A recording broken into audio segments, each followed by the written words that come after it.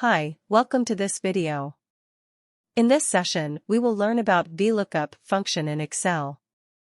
So without wasting any time, let's start by opening a new Excel and enter some data.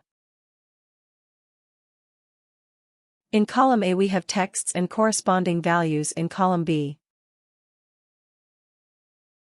You can consider these records as per your requirement, like product versus sales data or grades with marks of a class. In the meantime, let me explain you what is a VLOOKUP function. VLOOKUP stands for vertical lookup. It is a function that makes Excel search for a certain value in a column, the so-called table array. Now, let's add another spreadsheet where we can search from the table array we just created and output the values of the entered text using VLOOKUP function.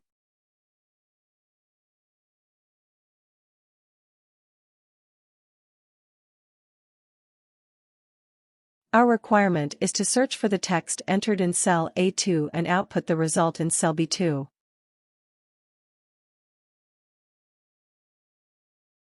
Using VLOOKUP function we have to search the value entered in cell A2 in the table array we have in sheet 1.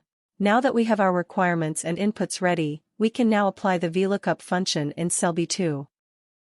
We will start with equal to VLOOKUP search cell A2 within the table array in sheet 1 column A, then select the complete array.